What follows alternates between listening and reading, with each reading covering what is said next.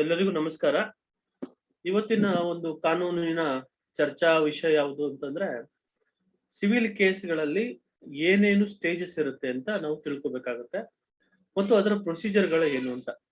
ಮೊದಲನೇದಾಗಿ ಸಿವಿಲ್ ಕೇಸ್ಗಳು ಪ್ರಕರಣಗಳು, ಸಿವಿಲ್ ಪ್ರಕರಣಗಳು ಅವು ಕ್ರಿಮಿನಲ್ ಪ್ರಕರಣಗಳು ಅಂತ ನಾವು ಕರಿತೀವಿ. ಸಿವಿಲ್ ಪ್ರಕರಣಗಳು ಅಂತಂದ್ರೆ ಏನು? ಸಿವಿಲ್ ಪ್ರಕರಣಗಳಿಗೂ ಮತ್ತು ಕ್ರಿಮಿನಲ್ ಪ್ರಕರಣಗಳಿಗೂ ಏನ್ ವ್ಯತ್ಯಾಸ ಇರುತ್ತೆ? ಸಿವಿಲ್ ಪ್ರಕರಣಕ್ಕೆ ಒಂದು ಪ್ರತ್ಯೇಕವಾದಂತಹ ಒಂದು ಕೋರ್ಟುಗಳಿರುತ್ತಾ ಅಥವಾ ಕ್ರಿಮಿನಲ್ ಪ್ರಕರಣಗಳಲ್ಲಿ ಸಪರೇಟ್ ಕ್ರಿಮಿನಲ್ ಕೋರ್ಟ್ಗಳು ಇರುತ್ತಾ? ಅವು ಎರಡರ ಮಧ್ಯದಲ್ಲಿ ಏನು ಡಿಫ್ರೆನ್ಸ್ ಅನ್ನ ನಾವು ನೋಡ್ಬೋದು ಅನ್ನೋ ವಿಚಾರನ ಇವತ್ತು ನಾವು ತಿಳ್ಕೊಳ್ಳೋಣ. ನಾನು ನಿಮ್ಮೊಂದಿಗೆ ಪುರುಷೋತ್ತಮ್ ಮಾತಾಡ್ತಾ ಇದ್ದೀನಿ. ಸೊ ಈ ನಿಟ್ಟಿನಲ್ಲಿ ಮೊದಲನೇದಾಗಿ ಸಿವಿಲ್ ಪ್ರಕರಣಗಳಂದ ತಕ್ಷಣ ನಾವು ಅರ್ಥ ಮಾಡ್ಕೊಬೇಕಾಗಿರೋದು, ಸಿವಿಲ್ ಪ್ರಕರಣಗಳಲ್ಲಿ ನಾವು ಮುಖ್ಯವಾಗಿ ಏನ್ ತಿಳ್ಕೊಬೇಕು ಅಂದ್ರೆ ಹಕ್ಕುಗಳ ಬಗ್ಗೆ ತಿಳ್ಕೊಬೇಕಾಗತ್ತೆ. ನಮ್ಗೆ ಹಕ್ಕುಗಳ ಬಗ್ಗೆ ನಿಮ್ಗೆ ಸಾಕಷ್ಟು ಒಂದು ಏನು ವಿಚಾರವನ್ನ ನಾನು ನಿಮ್ಗೆ ಹೇಳಿದ್ದೀನಿ. ಹಕ್ಕುಗಳಲ್ಲಿ ನಾನಾ ಬಗೆಯ ಒಂದು ಹಕ್ಕುಗಳು ಬರ್ತವೆ. ಪರ್ಸನಲ್ ರೈಟ್ ಬರುತ್ತೆ. ಪರ್ಸನಲ್ ರೈಟ್ ಅಲ್ಲಿ ರೈಟ್ ಇನ್ ಪರ್ಸೋನಮ್ ಅಂತ ನಾವು ಕರಿತೀವಿ. ಸೊ ರೈಟ್ ಇನ್ ರೆಮ್ ಅಂತ ಕರಿತೀವಿ. ಪರ್ಸನಲ್ ರೈಟ್ಸ್ ಅಲ್ಲಿ ಸಾಕಷ್ಟು ಒಂದು ಕ್ಲಾಸಿಫಿಕೇಶನ್ಸ್ ಬರುತ್ತೆ. ಸೊ ಈ ನಿಟ್ಟಿನಲ್ಲಿ ಇವತ್ತು ಆ ಪರ್ಸನಲ್ ರೈಟ್ ನ ವಿಚಾರವಾಗಿ ನಾವು ನಾವು ಸಿವಿಲ್ ರೈಟ್ಸ್ ಅಂತ ನಾವು ಕರಿತೀವಿ. ಸಿವಿಲ್ ರೈಟ್ಸ್ ಅಂತಂದ್ರೆ ನಮ್ಗೆ ಪಬ್ಲಿಕ್ ರೈಟ್ಸ್ ಅಂತಾನು ಕರಿತೀವಿ ಅಥವಾ ಇಂಡಿವಿಜುವಲ್ ರೈಟ್ ಅಂತಾನು ನಾವು ಕರಿತೀವಿ. ಇಲ್ಲಿ ಇಂಡಿವಿಜುವಲ್ ರೈಟ್ ಏನು ಪ್ರತ್ಯೇಕವಾದಂತ ಹಕ್ಕುಗಳ ಒಂದು ವಿಚಾರದಲ್ಲಿ ಏನಾದ್ರೂ ಸಹ ಆ ಚ್ಯುತಿಯನ್ನ ಆ ಒಂದು ಇನ್ಫ್ರಿಂಜ್ಮೆಂಟ್ ಆದಂತ ಸಂದರ್ಭದಲ್ಲಿ ಮಾತ್ರ ನಾವು ಆ ಹಕ್ಕಿನ ವಿರುದ್ಧ ನಾವು ಮೊಕದ್ದಮೆಯನ್ನ ಹೂಡೋ ಅಂತ ಅವಕಾಶ ಇರುತ್ತೆ ಕಾನೂನಲ್ಲಿ. ಈ ನಿಟ್ಟಿನಲ್ಲಿ ಈ ಸಿವಿಲ್ ಲಾ ಅಂತ ನಾವು ಕರಿತೀವಿ. ಇದನ್ನ ಇಂಗ್ಲಿಷ್ ಅಲ್ಲಿ ಸಿವಿಲ್ ಲಾ ಅಂತ ಕರಿತೀವಿ. ಈ ಸಿವಿಲ್ ಲಾ ಅಲ್ಲಿ ನಾವು ಏನ್ ಡಿಸ್ಕಷನ್ ಮಾಡ್ತೀವಿ ಅಂತಂದ್ರೆ ರೈಟ್ಸ್ ಅಂಡ್ ಲಯಬಿಲಿಟೀಸ್ ನ ಡಿಸ್ಕಷನ್ ಮಾಡ್ತೀವಿ. ರೈಟ್ಸ್ ಅಂತಂದ್ರೆ ಏನು ಅಂದ್ರೆ ಹಕ್ಕುಗಳು, ಲಯಬಿಲಿಟೀಸ್ ಅಂತಂದ್ರೆ ಏನು ಬಾಧ್ಯತೆಗಳು ಅಥವಾ ಹೊಣೆಗಾರಿಕೆ ಅಂತ ನಾವು ಕರಿತೀವಿ. ಎಲ್ಲೆಲ್ಲಿ ಹಕ್ಕುಗಳು, ಎಲ್ಲೆಲ್ಲಿ ಬಾಧ್ಯತೆ ವಿಚಾರವಾಗಿ ಒಂದು ಇಶ್ಯೂಸ್ ಫ್ರೇಮ್ ಆಗುತ್ತೆ, ಇಶ್ಯೂಸ್ ಕ್ರಾಪ್ ಅಪ್ ಆಗುತ್ತೆ, ಇಶ್ಯೂಸ್ ಎಲ್ಲೆಲ್ಲಿ ಉದ್ಭವ ಆಗುತ್ತೆ. ಇಶ್ಯೂಸ್ ಅಂತಂದ್ರೆ ಏನು?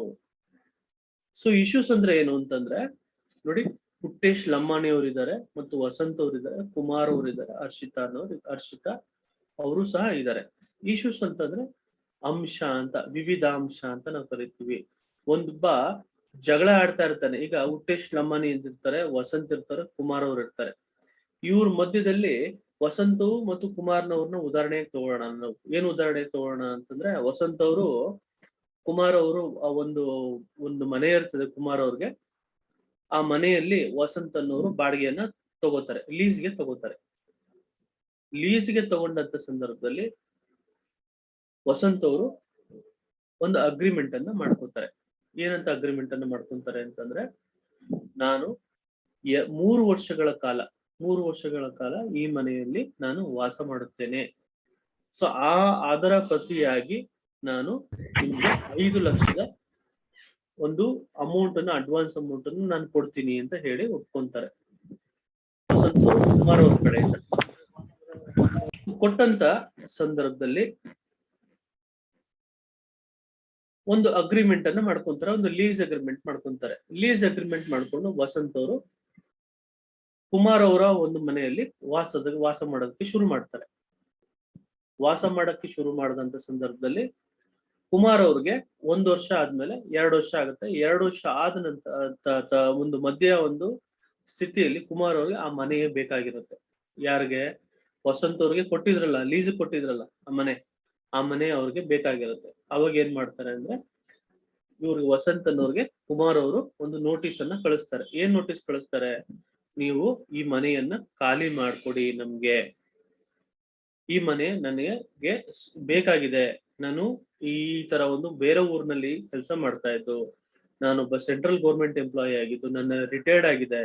ಸೊ ಈಗ ನನ್ಗೆ ಮನೆ ಅವಶ್ಯಕತೆ ಇದ್ದು, ನೀವು ನನಗೆ ವೆಕೇಟ್ ಅನ್ನ ಮಾಡ್ಕೊಡಿ, ಖಾಲಿಯನ್ನ ಮಾಡ್ಕೊಡಿ, ನಾನು ಬಂದು ಅಲ್ಲಿ ವಾಸ ಮಾಡ್ತೀನಿ. ಸೊ ಅಂತ ಹೇಳಿದಾಗ ವಸಂತ್ ಅವ್ರು ಏನ್ ಹೇಳ್ತಾರೆ ಅಂದ್ರೆ, ಲೀಸ್ ಅಗ್ರಿಮೆಂಟ್ ಇನ್ನ ಟರ್ಮಿನೇಟ್ ಆಗಿಲ್ಲ, ಇನ್ನ ಪೀರಿಯಡ್ ಇದೆ. ಎಷ್ಟು ವರ್ಷಕ್ಕೆ ಮಾಡ್ಕೊಂಡಿತ್ತು? 3 ವರ್ಷ ಮಾಡ್ಕೊಂಡಿತ್ತು. 3 ವರ್ಷ ಇನ್ನ ಎಕ್ಸ್ಪೈರಿ ಪೀರಿಯಡ್ ಆಗಿಲ್ಲ. ಸೊ ಹಂಗಾಗಿ ನಾನು ಖಾಲಿ ಮಾಡ್ಕೊಡೋದಕ್ಕೆ ಸಾಧ್ಯ ಇರೋದಿಲ್ಲ ಅಂತ ಹೇಳಿ ಅವ್ರು ಹೇಳ್ತಾರೆ. ಕುಮಾರ್ ಅವರು ವಸಂತ್ ಅವ್ರ ಮೇಲೆ ಒಂದು ದಾವೆಯನ್ನ ಹೂಡ್ತಾರೆ. ದಾವೆಯನ್ನ ಹೂಡಿದಾಗ ವಸಂತ್ ಅವ್ರಿಗೆ ಒಂದು ನೋಟಿಸ್ ಬರ್ತದೆ. ನೋಟಿಸ್ ಬಂದು, ನೋಡಿ ಇಂಥ ದಿನ ನೀವು ಇಂಥ ವ್ಯಕ್ತಿ ಈ ಕುಮಾರ್ ಅನ್ನೋರು ಸೂಟ್ ಶೆಡ್ಯೂಲ್ಡ್ ಪ್ರಾಪರ್ಟಿ ಅಂತ ಕರಿತೀವಿ. ಇಂಗ್ಲಿಷ್ ಅಲ್ಲಿ ಏನಂತ ಕರಿತೀವಿ? ಸೂಟ್ ಶೆಡ್ಯೂಲ್ಡ್ ಪ್ರಾಪರ್ಟಿ ಅಂತ ಕರಿತೀವಿ. ಸೂಟ್ ಅಂದ್ರೆ ಏನು? ಸೂಟ್ ಅಂತಂದ್ರೆ ಕೇಸ್ ಅಂತ ಕರಿತೀವಿ. ನಮ್ಗೆ ಕ್ರಿಮಿನಲ್ ಪ್ರಕರಣಗಳಲ್ಲಿ ನಾವು ಕಂಪ್ಲೇಂಟ್ ಅಂತ ಕರಿತೀವಿ. ಸಿವಿಲ್ ಪ್ರಕರಣಗಳಲ್ಲಿ ನಾವು ಸೂಟ್ ಅಂತ ಕರಿತೀವಿ. SUIT ಸೂಟ್ ಅಂತ ನಾವು ಕರಿತೀವಿ ಅದನ್ನ. ನಾವು ಇಲ್ಲಿ ಕ್ರಿಮಿನಲ್ ಪ್ರಕರಣಗಳಲ್ಲಿ, ಕ್ರಿಮಿನಲ್ ಕೇಸ್ಗಳಲ್ಲಿ ನಾವು ಹೋಗಿ ಕಂಪ್ಲೇಂಟ್ ಅನ್ನ ಹಾಕ್ತಿವಿ. ಸೊ ನಾವು ಕಂಪ್ಲೇಂಟ್ ಅನ್ನ ಕೊಟ್ಟಂತ ಸಂದರ್ಭದಲ್ಲಿ ಪೊಲೀಸರು FIR ನ ಮಾಡ್ತಾರೆ. ಆ FIR ನ ನಿಯರ್ ಬೈ ಮ್ಯಾಜಿಸ್ಟ್ರೇಟ್ ಅವ್ರಿಗೆ ಫಾರ್ವರ್ಡ್ ಮಾಡ್ತಾರೆ. ತದನಂತರ ಮ್ಯಾಜಿಸ್ಟ್ರೇಟ್ ಅವರು ಆರ್ಡರ್ ಮಾಡಿದ ನಂತರ ಚಾರ್ಜ್ ಶೀಟ್ ಅನ್ನ ಇವರು ಪೊಲೀಸ್ನವರು ಫೈಲ್ ಮಾಡ್ತಾರೆ ಇನ್ವೆಸ್ಟಿಗೇಷನ್ ಮಾಡಾದ್ಮೇಲೆ. ಸೊ ಕ್ರಿಮಿನಲ್ ಪ್ರಕರಣಗಳಲ್ಲಿ ಅದನ್ನ ಕಂಪ್ಲೇಂಟ್ ಅಂತೀವಿ. ಸಿವಿಲ್ ಪ್ರಕರಣಗಳಲ್ಲಿ ಅದನ್ನ ನಾವು ಆ ಕೇಸ್ ಅನ್ನ ನಾವೇನಂತ ಕರಿತೀವಿ? ಸೂಟ್ ಅಂತ ಕರಿತೀವಿ. ಕ್ರಿಮಿನಲ್ ಕೇಸ್, ಸಿವಿಲ್ ಕೇಸ್ ಅಂತ ಕರಿತೀವಿ. ಸಿವಿಲ್ ಕೇಸ್ ಅಂತಾನೂ ಅನ್ಬೋದು ಅಥವಾ ಸಿವಿಲ್ ಸೂಟ್ ಅಂತಾನೂ ಅನ್ಬೋದು. ಸಿವಿಲ್ ದಾವೆಗಳು ಅಂತ ನಾವು ಕರಿತೀವಿ ಅದನ್ನ. ಸೂಟ್, ಈ ಸೂಟ್ಗಳಲ್ಲಿ ನಾವು ಕ್ರಿಮಿನಲ್ ಪ್ರಕರಣಗಳಲ್ಲಿ ಯಾರು ಕಂಪ್ಲೇಂಟ್ ಅನ್ನ ಮಾಡ್ತಾನೆ ಅವನು ನಾವು ಕಂಪ್ಲೇನೆಂಟ್ ಅಂತ ಕರಿತೀವಿ. ಸಿವಿಲ್ ಕೇಸ್ಗಳಲ್ಲಿ ನಾವು ಏನಂತ ಕರಿತೀವಿ ಅಂದ್ರೆ ಅವನನ್ನ ನಾವು ಪ್ಲೇಂಟಿಫ್ ಅಂತ ಕರಿತೀವಿ. ಪ್ಲೇಂಟಿಫ್ ಅಂತಂದ್ರೆ ಏನು ಅಂದ್ರೆ ಕನ್ನಡದಲ್ಲಿ ವಾದಿ ಅಂತ ಕರಿತೀವಿ. ಯಾರು ಕಂಪ್ಲೇಂಟ್ ಅನ್ನ ಮಾಡ್ತಾನೆ, ಒಬ್ರು ಸಿವಿಲ್ ಕಂಪ್ಲೇಂಟ್ ಮಾಡ್ತಾನೆ, ಅವನ್ನ ನಾವು ವಾದಿ ಅಂತ ಕರಿತೀವಿ. ಆಪೋಸಿಟ್ ಪಾರ್ಟಿಯನ್ನ ನಾವು ಪ್ರತಿವಾದಿ ಅಂತ ಕರಿತೀವಿ. ಕ್ರಿಮಿನಲ್ ಪ್ರಕರಣಗಳಲ್ಲಿ ಯಾರು ಮೊದಲನೇದಾಗಿ ಕಂಪ್ಲೇಂಟ್ ಅನ್ನ ಮಾಡ್ತಾರೆ ಅವನ್ನ ಕಂಪ್ಲೇನೆಂಟ್ ಅಂತ ಕರಿತೀವಿ. ಆಪೋಸಿಟ್ ಪಾರ್ಟಿಯನ್ನ ಅಪರಾಧಿ ಅಥವಾ ತಪ್ಪಿತಸ್ಥ ಅಥವಾ ಆರೋಪಿತನ ನಾವೇನಂತ ಕರಿತೀವಿ? ಅಕ್ಯೂಸ್ಡ್ ಅಂತ ಕರಿತೀವಿ. ಸೊ ಈ ನಿಟ್ಟಿನಲ್ಲಿ ನಮ್ಗೆ civil administration of civil justice, administration of criminal justice ಅನ್ನೋದು ಎರಡು ನಮ್ಗೆ ಗೊತ್ತಿರ್ಬೇಕಾಗತ್ತೆ. ಸಿವಿಲ್ ಜಸ್ಟಿಸ್ ಅಲ್ಲಿ ನಾವು ಸಿವಿಲ್ ಕೇಸ್ಗಳನ್ನ ಹೋಗ್ತೀವಿ. ಕ್ರಿಮಿನಲ್ ಜಸ್ಟಿಸ್ ಸಿಸ್ಟಮ್ ಅಲ್ಲಿ ನೀವು ಕಂಪ್ಲೇಂಟ್ ಆಧಾರದ ಮೇಲೆ ಸರ್ಕಾರ ಕೇಸನ್ನ ನಡೆಸುತ್ತೆ. ಇಲ್ಲಿ ನೀವು ಸಿವಿಲ್ ಪ್ರಕರಣಗಳಲ್ಲಿ ಯಾರು ಕೇಸನ್ನ ಹಾಕಿರ್ತಾರೆ ಅವನು ಆ ಕೇಸನ್ನ ನಡೆಸಬೇಕಾಗುತ್ತೆ.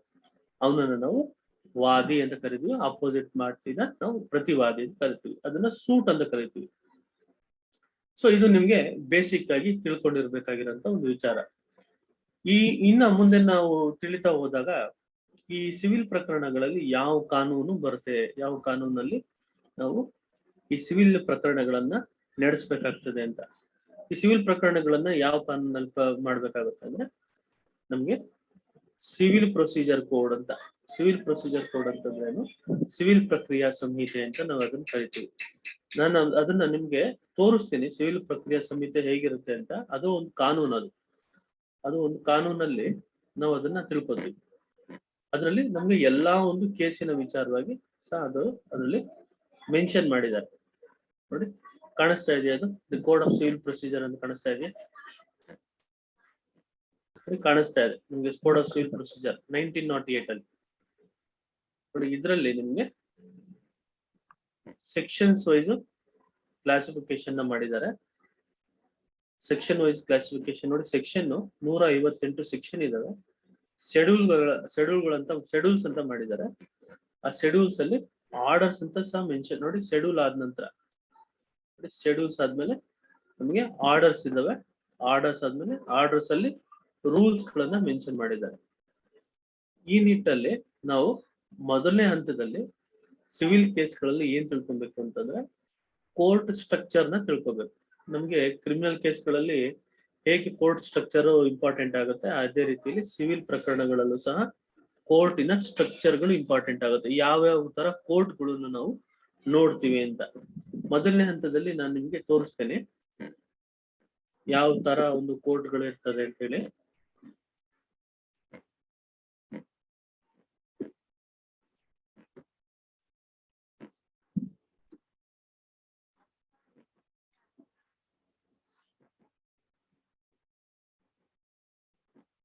ಅದನ್ನ ಶೇರ್ ಮಾಡ್ತಾ ಇದ್ದೀನಿ. ಕೋರ್ಟಿನ ಸ್ಟ್ರಕ್ಚರ್ ತೋರಿಸ್ತಾ ಇದೀನಿ ತಮ್ಗೆ.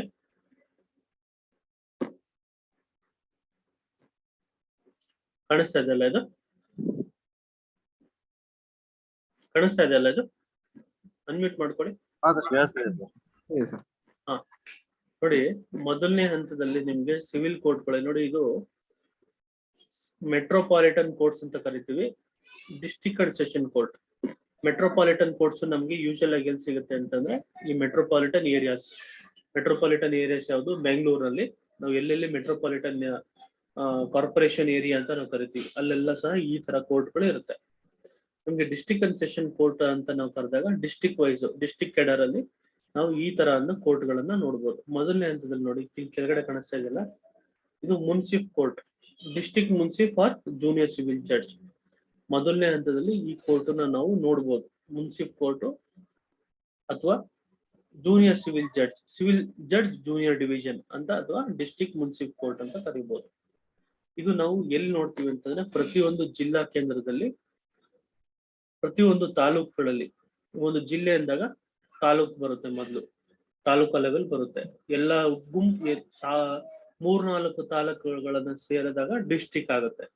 ಸೊ ತಾಲೂಕಾ ಲೆವೆಲ್ಗಳಲ್ಲಿ ನಾವು ಮುನ್ಸಿಫ್ ಕೋರ್ಟ್ ನ ಮೊದಲನೇ ಹಂತದಲ್ಲಿ ನಾವು ನೋಡ್ತೀವಿ. ನೋಡಿ, ಅದ್ರ ಮೇಲೆ ಹೋಗ್ತಿದಂಗೆ ಆ ಮುನ್ಸಿಫ್ ಕೋರ್ಟ್ ಗಳಿಗೆಲ್ಲ ಒಂದು ಪ್ರಿನ್ಸಿಪಲ್ ಜೂನಿಯರ್ ಸಿವಿಲ್ ಜಡ್ಜ್ ಅನ್ನೋದು ಇರುತ್ತೆ, ಒಂದು ಕೋರ್ಟ್ ಇರುತ್ತೆ. ಸೊ ಅದರಲ್ಲಿ first senior civil judge junior division, ಅದಾದ ನಂತರ ಸಿವಿಲ್ ಜಡ್ಜ್ ಜೂನಿಯರ್ ಡಿವಿಷನ್ 1 ಅಂತ ಹಾಕಿರ್ತಾರೆ, ಅಥವಾ 2 ಅಂತ ಇರುತ್ತೆ, 3 ಅಂತ ಇರುತ್ತೆ. ಆ ಎಲ್ಲಾ ಸೇರಿದಾಗ ನಮ್ಗೆ ಅದಕ್ಕೆ ಒಬ್ರು ಪ್ರಿನ್ಸಿಪಲ್ ಇರ್ತಾರೆ. ಈಗ ನಮ್ಗೆ ಕಾಲೇಜ್ಗಳಲ್ಲಿ ಎಲ್ಲಾ ತರಗತಿಗೂ ಒಬ್ರು ಪ್ರಿನ್ಸಿಪಲ್ ಇರ್ತಾರಲ್ಲ, ಎಲ್ಲಾ ಸೆಕ್ಷನ್, ಎಲ್ಲಾ ಕ್ಯಾಟಗರಿ ಆಫ್ ಕೋರ್ಸಸ್ ಗಳಿಗೆಲ್ಲ ಒಬ್ರು ಪ್ರಿನ್ಸಿಪಲ್ ಇರ್ತಾರೆ, ಕ್ಲಾಸ್ ಟೀಚರ್ ಇರ್ತಾರೆ. ಸೊ ಕ್ಲಾಸ್ ಟೀಚರ್ಸ್ಗೆಲ್ಲ ಮೇಲಿನಪಟ್ಟವ್ರು ಯಾರಾಗಿರ್ತಾರೆ? ಪ್ರಿನ್ಸಿಪಲ್ ಆಗಿರ್ತಾರೆ. ಹಂಗೇನೆ ಜೂನಿಯರ್ ಸಿವಿಲ್ ಜಡ್ಜ್ ಕೋರ್ಟ್ ಗಳಿಗೆಲ್ಲ ಒಬ್ರು ಪ್ರಿನ್ಸಿಪಲ್ ಕೋರ್ಟ್ ಅನ್ನು ಸಹ ಮಾಡಿರ್ತಾರೆ. ಸೊ ಅದ್ರ ಮೇಲ್ಪಟ್ಟು ಸೀನಿಯರ್ ಸಿವಿಲ್ ಜಡ್ಜ್ ಅಂತ ಕೋರ್ಟ್ ಇರುತ್ತೆ. So senior civil judge court ಅಲ್ಲಿ ನಮ್ಗೆ first class senior civil judge ಅಥವಾ second class senior civil judge ಅಂತ ನಾವು ಕರಿತೀವಿ. ಅದರಲ್ಲಿ ಕ್ಯಾಟಗರೀಸ್ ಅನ್ನ ಮಾಡಿರ್ತಾರೆ. ಸೊ ಅದ್ರ ಅಡಿಯಲ್ಲಿ ನಮ್ಗೆ ಡಿಸ್ಟ್ರಿಕ್ಟ್ ಕೋರ್ಟ್ಗಳು ಬರುತ್ತೆ. ಡಿಸ್ಟ್ರಿಕ್ಟ್ ಕೋರ್ಟ್ ಅಲ್ಲಿ ಸಹ ಅದು ಒಂದು ಸಿವಿಲ್ ಕೋರ್ಟ್ ಆಗಿರ್ತದೆ. ಅದು ಒರಿಜಿನಲ್ ಜೂರಿಸ್ಡಿಕ್ಷನ್ ಅಂತ ನಾವು ಕರಿತೀವಿ. ಒರಿಜಿನಲ್ ಜೂರಿಸ್ಡಿಕ್ಷನ್ ಹಾಗೂ ಪೆಕ್ಯುನರಿ ಜೂರಿಸ್ಡಿಕ್ಷನ್ ಅಂತ ನಾವು ಕರಿತೀವಿ. ಒರಿಜಿನಲ್ ಜೂರಿಸ್ಡಿಕ್ಷನ್ ಕೇಸ್ಗಳು ಅಂತಂದ್ರೆ ಯಾವುದು ಅಂತ ನಾನು ನಿಮ್ಗೆ ಹೇಳ್ತೀನಿ. ಬಟ್ ಇದು ಸಿವಿಲ್ ಕೇಸಸ್ ಸೆಷನ್ಸ್ ಕೋರ್ಟ್ ನಲ್ಲಿ ನಿಮ್ಗೆ ಮೆಟ್ರೋಪಾಲಿಟನ್ ಕೋರ್ಟ್ಸ್ ಗಳಲ್ಲಿ ಏನಾಗುತ್ತೆ, ಕೋರ್ಟ್ಸ್ ಆಫ್ ಸ್ಮಾಲ್ ಕಾಸಸ್ ಅಂತ ಇದೆ. ನೋಡಿ, ಈ ಕಡೆ ಕೋರ್ಟ್ಸ್ ಆಫ್ ಸ್ಮಾಲ್ ಕಾಸಸ್ ಅಂತ ಇದೆ, ಅದು ಮೊದಲನೇ ಹಂತದಲ್ಲಿ ನೋಡ್ತೀವಿ. ಆಮೇಲೆ ಸಿಟಿ ಸಿವಿಲ್ ಕೋರ್ಟ್ಸ್ ಅಂತ ನಾವು ನೋಡ್ತೀವಿ. ಬೆಂಗಳೂರಿನಲ್ಲಿ ನಮ್ಗೆ ಸ್ಮಾಲ್ ಕಾಸಸ್ ಕೋರ್ಟ್ಸ್ ಅಂತನೂ ಸಹ ಇದೆ, ಮತ್ತು ಸಿಟಿ ಸಿವಿಲ್ ಕೋರ್ಟ್ಸ್ ಸಹ ಇದೆ. ಅದು ಒಂದು ಕಾಂಪ್ಲೆಕ್ಸ್ ನಮ್ಮಲ್ಲಿ ಇದೆ, ಸಿಟಿ ಸಿವಿಲ್ ಕೋರ್ಟ್ ಕಾಂಪ್ಲೆಕ್ಸ್ ಸಹ ನಮ್ಮಲ್ಲಿ ಇದೆ. ಸೊ ಈ ಕ್ರಿಮಿನಲ್ ಪ್ರಕರಣಗಳಲ್ಲೂ ಸಹ ನಾವು first class magistrate court, metropolitan magistrate court, ಅದಾದ್ಮೇಲೆ chief metropolitan judge magistrate court, session court. So ಇದನ್ನ ನಾವು ಕ್ರಿಮಿನಲ್ ಹಂತದಲ್ಲಿ ನೋಡ್ತೀವಿ. ಕ್ರಿಮಿನಲ್ ಹಂತದಲ್ಲಿ ಡಿಸ್ಟ್ರಿಕ್ಟ್ ಅಂಡ್ ಸೆಷನ್ ಕೋರ್ಟ್ ಅಲ್ಲೂ ಸಹ judicial magistrate second class, judicial magistrate first class, sessions court ನೋಡ್ತೀವಿ. ಇದು ಡಿಸ್ಟ್ರಿಕ್ಟ್ ಅಲ್ಲಿ ನಾವು ನೋಡ್ತೀವಿ. ತದನಂತರ ಎಲ್ಲಾ ಡಿಸ್ಟ್ರಿಕ್ಟ್ ಅಂಡ್ ಸೆಷನ್ಸ್ ಕೋರ್ಟ್ಗಳು ಮೇಲಿನ ಕೋರ್ಟ್ ಯಾವ್ದಾಗಿರುತ್ತೆ ಅಂದ್ರೆ ಹೈಕೋರ್ಟ್ ಆಗಿರುತ್ತೆ. ಹೈಕೋರ್ಟ್ಗಿನ್ನ ಮೇಲಿನ ಕೋರ್ಟ್ ಸುಪ್ರೀಂ ಕೋರ್ಟ್ ಆಗಿರುತ್ತೆ. ಇದು ನಮ್ಗೆ ಬೇಸಿಕ್ ಆಗಿ ತಿಳ್ಕೊಬೇಕಾಗಿರೋಂತ ಕೋರ್ಟ್ ಸ್ಟ್ರಕ್ಚರ್. ಇದು ಕೋರ್ಟಿನ hierarchy of the civil court ನ ನಾವು ನೋಡ್ತೀವಿ. ಸಿವಿಲ್ ಕೋರ್ಟ್ಗಳಲ್ಲಿ ನಮ್ಗೆ ಏನು ಪ್ರಶ್ನೆ ಇನ್ನೊಂದು ಉದ್ಭವ ಆಗುತ್ತೆ ಅಂತಂದ್ರೆ, ಈಗ ನಮ್ದೊಂದು ಜಮೀನಿದೆ, ಆ ಜಮೀನಲ್ಲಿ ಒಂದು ವ್ಯಾಜ್ಯ ಉಂಟಾಗಿದೆ. ಆ ವ್ಯಾಜ್ಯಕ್ಕೆ ಸಂಬಂಧಪಟ್ಟಾಗೆ ನಾವು ಯಾವ ಕೋರ್ಟ್ ಅಲ್ಲಿ ಕೇಸನ್ನ ಫೈಲ್ ಮಾಡಬೇಕು ಅಂತ ಹೇಳಿ ಈ ವಿಚಾರದಲ್ಲಿ ನಾನು ನಿಮ್ಗೆ ಏನು ಸ್ಪಷ್ಟಪಡಿಸಕ್ಕೆ ಇಷ್ಟಪಡ್ತೀನಿ ಅಂತಂದ್ರೆ, ಪ್ರತಿಯೊಂದು ಎಲ್ಲಾ ಕೋರ್ಟ್ಗಳು ಅದರದೇ ಆದಂತ ಕಾರ್ಯವ್ಯಾಪ್ತಿ ಇರುತ್ತೆ ಮತ್ತು ಒಂದು ಅಧಿಕಾರ ವ್ಯಾಪ್ತಿನೂ ಸಹ ಇರುತ್ತೆ. ನಾವು ಅದನ್ನ ಜೂರಿಸ್ಡಿಕ್ಷನ್ ಅಂತ ಕರಿತೀವಿ. ಜೂರಿಸ್ಡಿಕ್ಷನ್ ವೈಸ್ ಅಲ್ಲಿ ನಮ್ಗೆ ಪೆಕ್ಯುನರಿ ಜೂರಿಸ್ಡಿಕ್ಷನ್ ಅಂತ ನಾವು ಕರಿತೀವಿ. ಪೆಕ್ಯುನರಿ ಜೂರಿಸ್ಡಿಕ್ಷನ್ ಆಧಾರದ ಮೇಲೆ ನಾವು ಕೇಸನ್ನ ಹೂಡಬೇಕಾಗುತ್ತೆ. ಪೆಕ್ಯುನರಿ ಕೇಸ್ ಜೂರಿಸ್ಡಿಕ್ಷನ್ ಅಲ್ಲಿ ಯಾವ ತರ ಕೇಸನ್ನ ಹೂಡಬೇಕಾಗುತ್ತೆ ಅಂದ್ರೆ, ನಾವು ಮೊದಲನೇ ಹಂತದಲ್ಲಿ ತಮಗೆ ಹೇಳ್ತೀನಿ. ಪೆಕ್ಯುನರಿ ಜೂರಿಸ್ಡಿಕ್ಷನ್ ಅಂತಂದ್ರೆ ನಿಮ್ಗೆ ಆ ಏನು ಪ್ರಾಪರ್ಟಿಯ ಮೌಲ್ಯ, ಆ ಪ್ರಾಪರ್ಟಿಯ ಮೌಲ್ಯದ ಆಧಾರದ ಮೇಲೆ ನಾವು ಕೇಸನ್ನ ಹೂಡಬೇಕಾಗುತ್ತೆ. ಸೊ ಹೇಗೆ ಕ್ರಿಮಿನಲ್ ಕೋರ್ಟ್ ಅಲ್ಲಿ ಇಂತಿಂತ ಕೋರ್ಟ್ಗೆ ಈ ತರ ಒಂದು ಅಧಿಕಾರ, ನಾನು ನಿಮ್ಗೆ ಹೇಳ್ತಾ ಇದ್ದೆ ಏನು ಪನಿಷ್ಮೆಂಟ್ ಆಧಾರದ ಮೇಲೆ ಕೋರ್ಟ್ಗಳನ್ನ ವಿಂಗಡಣೆ ಮಾಡಿರ್ತಾರೆ ಅಂತ. ಈಗ ನಾವು ಮ್ಯಾಜಿಸ್ಟ್ರೇಟ್ ಕೋರ್ಟ್ ಅಲ್ಲಿ ಡೆತ್ ಸೆಂಟೆನ್ಸ್ ಅನ್ನ ಕೊಡೋ ಅಂತ ಅಧಿಕಾರ ಮ್ಯಾಜಿಸ್ಟ್ರೇಟ್ ಕೋರ್ಟ್ನವ್ರಿಗೆ ಇರೋದಿಲ್ಲ. ಕ್ರಿಮಿನಲ್ ಕೋರ್ಟ್ ಅಲ್ಲೂ ಸಹ ಹೈರಾರ್ಕಿಗಳನ್ನ ನಾವು ನೋಡ್ಬೋದು. ಏನು ನೋಡ್ಬೋದು ಅಂತಂದ್ರೆ ಮ್ಯಾಜಿಸ್ಟ್ರೇಟ್ ಕೋರ್ಟ್ನವರು ಕೇವಲ 3 ವರ್ಷದ ಒಳಗಿರ 3 ವರ್ಷದವರೆಗೂ ಮಾತ್ರ ಪನಿಷ್ಮೆಂಟ್ ಅನ್ನ ಕೊಡುವಂತ ಅಧಿಕಾರ ಹೊಂದಿರುತ್ತೆ ಮ್ಯಾಜಿಸ್ಟ್ರೇಟ್ ಕೋರ್ಟ್ನವ್ರಿಗೆ. Up to above 1 year less than 3 years of punishment ಅನ್ನ ಕೊಡುವಂತದ್ದು ನಾವು ನೋಡ್ಬೋದು ಮ್ಯಾಜಿಸ್ಟ್ರೇಟ್ ಕೋರ್ಟ್ ಅಲ್ಲಿ. ಸೆಷನ್ಸ್ ಕೋರ್ಟ್ ನಲ್ಲಿ ಅಪ್ ಟು 7 years ಮತ್ತು ಡೆತ್ ಸೆಂಟೆನ್ಸ್ ಅನ್ನ ಕೊಡುವಂತದ್ದು, ಲೈಫ್ ಇಂಪ್ರಿಸನ್ಮೆಂಟ್ ಕೊಡುವಂತದ್ದು ನಾವು ಸೆಷನ್ಸ್ ಕೋರ್ಟ್ ನಲ್ಲಿ ಆ ಅಧಿಕಾರ ವ್ಯಾಪ್ತಿನ ನೋಡ್ಬೋದು. ಅದೇ ರೀತಿಯಲ್ಲಿ ಸಿವಿಲ್ ಪ್ರಕರಣಗಳಲ್ಲೂ ಸಹ ಒಂದು ಆ ಪ್ರಾಪರ್ಟಿಯ ಮೌಲ್ಯದ ಆಧಾರದ ಮೇಲೆ ಕೇಸ್ಗಳನ್ನ ಹೂಡಬೇಕಾಗುತ್ತೆ. ಸೊ ಈ ನಿಟ್ಟಿನಲ್ಲಿ ನಿಮ್ಗೆ ನಾನು ತೋರಿಸ್ತೇನೆ.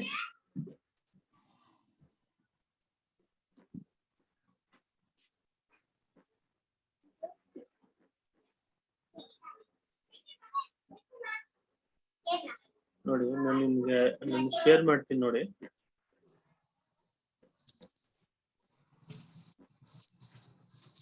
Please mute your self, mute ಮಾಡಿ.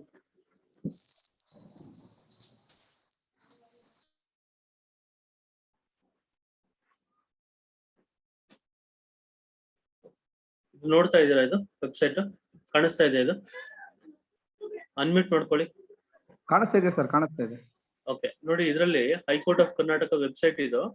ಅದರಲ್ಲಿ ನಿಮಗೆ ಜೂರಿಸ್ಟಿಕ್ಷನ್ ಅಂತ ಕೊನೆಯದಲ್ಲಿದೆ. ಜೂರಿಸ್ಟಿಕ್ಷನ್ ಅಂತ ಬಂದಾಗ ನೋಡಿ, ಟೆರಿಟೋರಿಯಲ್ ಜೂರಿಸ್ಟಿಕ್ಷನ್, ಪೆಕ್ಯುನರಿ ಜೂರಿಸ್ಟಿಕ್ಷನ್ ಅಂತ. ಈ ಜೂರಿಸ್ಟಿಕ್ಷನ್ ವೈಸ್ ಅಲ್ಲಿ ನಾನು ನಿಮ್ಗೆ ಒಂದು ಉದಾಹರಣೆಯನ್ನ ಕೊಡ್ತೀನಿ. ಪುಟ್ಟೇಶ್ ಲಮಾನಿ ಅವ್ರಿಗೆ ಎಲ್ಲೆಲ್ಲಿ ಪ್ರಾಪರ್ಟೀಸ್ ಇರುತ್ತೆ ಅಂತಂದ್ರೆ, ಒಂದು ಮೈಸೂರಿನಲ್ಲಿ ಇರುತ್ತೆ, ಇನ್ನೊಂದು ಕೋಲಾರಲ್ಲಿ ಇರುತ್ತೆ, ಇನ್ನೊಂದು ಬೆಂಗಳೂರಿನಲ್ಲಿ ಇರುತ್ತೆ, ಇನ್ನೊಂದು ತುಮಕೂರಿನಲ್ಲಿ ಇರುತ್ತೆ ಅಂತ ಇಟ್ಕೊಳ್ಳೋಣ. ಸೊ ಈ ನಿಟ್ಟಿನಲ್ಲಿ ವ್ಯಾಜ್ಯ, ಈಗ ಕೋಲಾರ್ನಲ್ಲಿ ಇರೋಂಥ ಪ್ರಾಪರ್ಟಿ, ಕೋಲಾರದಲ್ಲಿ ಇರೋಂಥ ಪ್ರಾಪರ್ಟಿ ವಿಚಾರವಾಗಿ ಅವ್ರಿಗೆ ಅವರ ಹಕ್ಕಿನ ವಿರುದ್ಧ ಅವರು ಹೋರಾಟ ಮಾಡ್ಬೇಕಾಗಿರುತ್ತೆ. ಆ ನಿಟ್ಟಿನಲ್ಲಿ ಕೇಸನ್ನ ಹಾಕ್ಬೇಕು. ಎಲ್ಲಿ ಕೇಸನ್ನ ದಾವನ್ನು ಹೂಡ್ಬೇಕು ಅಂತಂದ್ರೆ ಕೋಲಾರಲ್ಲಿ ಮಾತ್ರ ಅದನ್ನ ಕೇಸನ್ನ ಹಾಕ್ಬೇಕಾಗತ್ತೆ, ಹೊರತು ನಾನು ಬೆಂಗಳೂರಿನಲ್ಲಿ ಬಂದು ಕೇಸನ್ನ ಹಾಕಕ್ಕೆ ಅವಕಾಶ ಇಲ್ಲ. ಸೊ ಕೋಲಾರದಲ್ಲಿ ಇರೋದ್ರಿಂದ, ಪ್ರಾಪರ್ಟಿ ಕೋಲಾರದಲ್ಲಿ ಇರೋದ್ರಿಂದ ಕೋಲಾರಲ್ಲೇ ಅದನ್ನ ಕೇಸ್ ಫೈಲ್ ಮಾಡಬೇಕು. ಸೊ ಬೆಂಗಳೂರಿನಲ್ಲಿ ಕೇಸ್ ಫೈಲ್ ಮಾಡೋದು ಬರಲ್ಲ. ಸೊ ಈ ನಿಟ್ಟಿನಲ್ಲಿ ಟೆರಿಟೋರಿಯಲ್ ಜೂರಿಸ್ಟಿಕ್ಷನ್ ಅಂತ ಕರಿತೀವಿ. ನೋಡಿ, ಇಲ್ಲಿ ನಿಮ್ಗೆ ಡಿಸ್ಟ್ರಿಕ್ಟ್ ಕೋರ್ಟ್ ಅಲ್ಲಿ ಸೀನಿಯರ್ ಸಿವಿಲ್ ಜಡ್ಜ್ಗೆ ಯಾವ ಕೋರ್ಟ್ ಅಲ್ಲಿ 1 or more taluks of the districts ಅಂತ ಇದೆ. 1 or more taluks of the districts ಅಂತಂದ್ರೆ ಆ ತಾಲೂಕ್ನಲ್ಲಿ ಬರೋಂತ ಎಲ್ಲಾ ಒಂದು ಪ್ರಾಪರ್ಟಿಯ ಒಂದು ದಾವೆಯನ್ನ ನೀವು ಸೀನಿಯರ್ ಸಿವಿಲ್ ಜಡ್ಜ್ ಅಲ್ಲಿ ಹಾಕ್ಬೋದು. ಸಿವಿಲ್ ಜಡ್ಜ್ ಅಂತಂದ್ರೆ every revenue taluk of the district. Civil judge ಅನ್ನೋದು ರೆವಿನ್ಯೂ ತಾಲೂಕ್ ಅಂತ. ಅಲ್ಲಿ ನಾವು ಆ ತರ ಒಂದು ಕೋರ್ಟ್ ಗಳನ್ನ ನೋಡ್ತೀವಿ. ಸಿವಿಲ್ ಜಡ್ಜ್ ಕೋರ್ಟ್ ಗಳನ್ನ ನಾವು ತಾಲೂಕ್ ಲೆವೆಲ್ ಅಲ್ಲಿ ನೋಡ್ತೀವಿ. ಸೀನಿಯರ್ ಸಿವಿಲ್ ಜಡ್ಜ್ ಕೋರ್ಟ್ ಗಳನ್ನ ನಾವು ಡಿಸ್ಟ್ರಿಕ್ಟ್ ಅಲ್ಲಿ ನೋಡ್ತೀವಿ, ಡಿಸ್ಟ್ರಿಕ್ಟ್ ಸೆಂಟರ್ ಗಳಲ್ಲಿ ನೋಡ್ತೀವಿ. ಇದು ಒಂದು ಜೂರಿಸ್ಟಿಕ್ಷನ್ ಆಯ್ತು. ಎರಡನೇ ಜೂರಿಸ್ಟಿಕ್ಷನ್ ಪೆಕ್ಯುನರಿ ಜೂರಿಸ್ಟಿಕ್ಷನ್ ಅಂತ ಹೇಳಿದೆ ನಾನು. ನೋಡಿ, ಸೀನಿಯರ್ ಸಿವಿಲ್ ಜಡ್ಜ್ ಅಂದಾಗ ನೀವು 5 ಲಕ್ಷ, ನಿಮ್ಮ ಪ್ರಾಪರ್ಟಿಯ ಮೌಲ್ಯ 5 ಲಕ್ಷಕ್ಕಿಂತ ಜಾಸ್ತಿ ಅದು ಮೌಲ್ಯ ಇತ್ತು ಅಂದಾಗ ನೀವು ಸೀನಿಯರ್ ಸಿವಿಲ್ ಜಡ್ಜ್ ಕೋರ್ಟ್ ಮುಂದೆ ಹಾಕಿ ದಾವೆಯನ್ನ ಹೂಡಬೇಕಾಗತ್ತೆ. ನೀವು 5 ಲಕ್ಷಕ್ಕಿಂತ ಒಳಗಡೆ ಇರೋಂಥವ್ರು ಅಂದ್ರೆ 2 ಲಕ್ಷಕ್ಕಿಂತ 2 ಲಕ್ಷದ ಮೌಲ್ಯ ಇತ್ತು ಅಂತಂದ್ರೆ ಅಂತ ಸಂದರ್ಭದಲ್ಲಿ ನಿಮ್ಗೆ court of small causes at Bengaluru ಅಂತ ಇದೆ. ಈಗ ಬೆಂಗಳೂರು ಅಂತ ನಾವು ಉದಾಹರಣೆ ತಗೊಂಡು ಅಲ್ಲಿ ಪ್ರಾಪರ್ಟಿಯ ಮೌಲ್ಯ ಏನು 2 ಲಕ್ಷದವರೆಗೂ ಇದ್ದಂತ ಸಂದರ್ಭದಲ್ಲಿ ಸ್ಮಾಲ್ ಕಾಸಸ್ ಕೋರ್ಟ್ಗಳಲ್ಲಿ ಅದನ್ನ ದಾವೆಯನ್ನ ಹೂಡುವಂಥದ್ದು. ಮತ್ತು 10 ಲಕ್ಷಕ್ಕಿಂತ ಜಾಸ್ತಿ ಇತ್ತು ಅಂತಂದ್ರೆ, 10 ಲಕ್ಷಕ್ಕಿಂತ ಜಾಸ್ತಿ ಇತ್ತು ಆ ಪ್ರಾಪರ್ಟಿ ಅಂತ ಸಂದರ್ಭದಲ್ಲಿ ನಾವು ಡಿಸ್ಟ್ರಿಕ್ಟ್ ಕೋರ್ಟ್ಗಳಲ್ಲಿ ನಾವು ಕೇಸನ್ನ ಫೈಲ್ ಮಾಡೋಂಥದ್ದು ನಾವು ಮಾಡ್ಬೇಕಾಗುತ್ತೆ. ನೋಡಿ, ಬ್ಯಾಂಗ್ಳೂರ್ ಸಿಟಿ ಸಿವಿಲ್ ಕೋರ್ಟ್ಸ್ ಅಂತ ಹೇಳಿ. ಸೊ ಇದು ನಮ್ಗೆ 2 ರೀತಿಯಾದಂತ ಜೂರಿಸ್ಟಿಕ್ಷನ್ ಅನ್ನ ನಾವು ನೋಡ್ಬೇಕಾಗುತ್ತೆ. ಈಗ ತಮ್ಗೆ ನಾನು ಅದು ನಿಮ್ಗೆ CPC ಬಗ್ಗೆ ಹೇಳ್ಕೊಡ್ತಾ ಇದೆ. CPC ಬಗ್ಗೆ ಇಲ್ಲಿ ನಿಮ್ಗೆ ಕಾಣಿಸ್ತಾ ಇದೆ ಅಲ್ಲ, ಇದು ಕಾಣಿಸ್ತಾ ಇದೆ ಅದು? ಸರ್ ಕಾಣಿಸ್ತಾ ಇದೆ ಕಾಣಿಸ್ತಾ ಇದೆ. ನೋಡಿ, ಇಲ್ಲಿ ನಿಮ್ಗೆ ಡೆಫಿನೇಷನ್ ಪಾರ್ಟ್ ಇದೆ, ಸಬಾರ್ಡಿನೇಷನ್ ಆಫ್ ಕೋರ್ಟ್ಸ್ ಅಂತ ಇದೆ. ಇಲ್ಲಿ ನಿಮ್ಗೆ ಸೆಕ್ಷನ್ 6 ಪೆಕ್ಯುನರಿ ಜೂರಿಸ್ಡಿಕ್ಷನ್ ಅಂತಿದೆ. Section 7 provision of small cause court ಅಂತ ಇದೆ. Section 8 presidency small causes court ಅಂತ ಇದೆ. ನಿಮ್ಗೆ ಅದರಲ್ಲಿ ನಿಮ್ಗೆ ಡೆಫಿನೇಷನ್ಸ್ ಅನ್ನ ತೋರಿಸ್ಕೊಡ್ತೀನಿ, ಡೆಫಿನೇಷನ್ಸ್ ಏನ್ ಹೇಳುತ್ತೆ ಅಂತ. ಸೊ ಇವತ್ತಿನ ಒಂದು ತರಗತಿಯಲ್ಲಿ ನಾವು ಸಾಕಷ್ಟು ವಿಚಾರ ಅಂದ್ರೆ ಸಿವಿಲ್ ಪ್ರಕರಣಗಳಿಗೆ ಸಂಬಂಧಪಟ್ಟಂಗೆ ನಾವು ವಿಚಾರಗಳನ್ನ ತಿಳ್ಕೊಳ್ಳೋಣ. ನೋಡಿ, ಇಲ್ಲಿ ಕೋಡ್ ಅಂತ ಇದೆ. ಕೋಡ್ ಅಂದಿದ ತಕ್ಷಣ ನಮ್ಗೆ ರೂಲ್ಸ್ ಅಂತಾನು ಪರಿಗಣಿಸ್ಬೇಕು ಅಂತ ಹೇಳ್ತೀವಿ. ಇಲ್ಲಿ ನಿಮ್ಗೆ ಡಿಕ್ರಿ ಅಂತ ನಾವು ಕರಿತೀವಿ. ಸಿವಿಲ್ ಪ್ರಕರಣಗಳಲ್ಲಿ ಡಿಕ್ರಿ ಅಂತ ಕರೆಯೋದು. ಡಿಕ್ರಿ ಅಂತಂದ್ರೆ ಏನು ಅಂತಂದ್ರೆ, ನೋಡಿ, ಇಲ್ಲ ನಮ್ಗೆ ಕೋರ್ಟ್ ಡಿಕ್ರಿ ಆಗಿದೆ ಅಂತ, ಹಂಗಾಗಿ ನೀವು ನಮ್ಮ ಆಸ್ತಿನ ನಮ್ಗೆ ಕೊಡಬೇಕು ಅಂತ ನಾವು ಕೇಳ್ಪಟ್ಟಿರ್ತೀವಿ. ಡಿಕ್ರಿ ಅಂತಂದ್ರೆ ಇಲ್ಲೇನು ಅಂದ್ರೆ formal expression of an adjudication which so far as regards the court expressing it conclusively determines the rights of the parties with regard to all or any of the matters in controversy in the suit, and may be either preliminary or final, which shall be deemed to include the rejection of plaint and the determination of any question within section 144, but shall not include any adjudication from which an appeal lies as an appeal from an order or any order of dismissal for default. A decree is a preliminary when further proceedings have to be taken before the suit can be completely disposed of. It is final when such adjudication completely dispose of the suit. It may be partly preliminary and partly final ಅಂತ ಹೇಳುತ್ತೆ. ಈ ನಿಟ್ಟಿನಲ್ಲಿ decree ಅಂತಂದ್ರೆ ಏನು, judgment ಅಂದ್ರೆ ಏನು ಅನ್ನೋದನ್ನ ನಾವು ತಿಳ್ಕೊಬೇಕು. ಡಿಕ್ರಿ ಅಂತಂದ್ರೆ it is the formal expression of adjudication ಅಂತ ನಾವು ಕರಿತೀವಿ. ಫಾರ್ಮಲ್ ಎಕ್ಸ್ಪ್ರೆಷನ್ ಆಫ್ ಅಡ್ಜುಡಿಕೇಶನ್ ಅಂತಂದ್ರೆ ಏನು ಅಂತಂದ್ರೆ, ಅಡ್ಜುಡಿಕೇಶನ್ ಅಂತಂದ್ರೆ ವ್ಯಾಜ್ಯನ ನಿರ್ವಹಣೆ ಮಾಡೋದನ್ನ ನಾವು ಅಡ್ಜುಡಿಕೇಶನ್ ಅಂತ ಕರಿತೀವಿ. ಇಲ್ಲಿ ಡಿಕ್ರಿಲಿ ಏನಾಗುತ್ತೆ ಅಂತಂದ್ರೆ ರೈಟ್ಸ್ ಆಫ್ ದಿ ಪಾರ್ಟೀಸ್ ನ ಡಿಟರ್ಮೈನ್ ಮಾಡ್ತಾರೆ. ಅಂದ್ರೆ ನಾನು ಎಕ್ಸಾಂಪಲ್ ನ ಕೊಟ್ಟಿದ್ದೆ ವಸಂತ್ ಅವ್ರಿಗೂ ಮತ್ತು ಕುಮಾರ್ ಅವ್ರಿಗೂ. ಏನಂತ ಉದಾಹರಣೆ ಕೊಟ್ಟಿದ್ದೆ ಅಂತಂದ್ರೆ, ವಸಂತ್ ಅವರು ಲೀಸಿಗೆ ತಗೊಂಡಿರ್ತಾರೆ ಕುಮಾರ್ ಅವ್ರ ಮನೆಯನ್ನು ಲೀಸ್ ಪೀರಿಯಡ್ ಇನ್ನ ಕಂಪ್ಲೀಟ್ ಆಗಿರಲ್ಲ. ಅಂತದ್ರಲ್ಲಿ ಕುಮಾರ್ ಅವ್ರು ಏನ್ ಮಾಡ್ತಾರೆ, ಸೊ ನನ್ನ ಮನೆಯನ್ನ ನೀನು ಖಾಲಿ ಮಾಡ್ಕೊಡು ಅಂತೇಳಿ ಅವರು ವ್ಯಾಜ್ಯನ ಹೂಡಿದಂತ ಸಂದರ್ಭದಲ್ಲಿ ಅವರು ಅಲ್ಲಿ ರೈಟ್ಸ್ ಯಾರಿಗೆ ರೈಟ್ ಇರುತ್ತೆ ಆ ಮನೆಯಲ್ಲಿ ಇರಲಿಕ್ಕೆ, ಅಥವಾ ಖಾಲಿ ಮಾಡಬೇಕಾದಂತ ಹಕ್ಕು ಯಾರಿಗಿರುತ್ತೆ, ಅಥವಾ ಬಾಧ್ಯತೆ ಯಾರಿಗಿರುತ್ತೆ, ಅಥವಾ ಸೊ ಲೀಸ್ ಅಗ್ರಿಮೆಂಟ್ ಆಗಿರೋದ್ರಿಂದ ಆ ಮನೆಯಲ್ಲಿ ಉಳ್ಕೊಳ್ಳುವಂತ ಹಕ್ಕು ಯಾರಿಗಿರುತ್ತೆ ಅನ್ನೋದನ್ನ ಡಿಟರ್ಮೈನ್ ಮಾಡೋದನ್ನ ನಾವು ಏನಂತ ಕರಿತೀವಿ ಅಂದ್ರೆ ಡಿಕ್ರಿ ಅಂತ ನಾವು ಕರಿತೀವಿ. It is only the determining the rights of the parties with regard to all or any of the matters in controversy in the suit ಅಂತ ಹೇಳ್ತೀವಿ. ಕಾಂಟ್ರವರ್ಸಿ ಇನ್ ದ ಸೂಟ್ ಅಂತಂದ್ರೆ ಏನು? ಕಾಂಟ್ರವರ್ಸಿ ಇನ್ ದ ಸೂಟ್ ಅಂತಂದ್ರೆ, ಒಂದ್ ನಿಮಿಷ,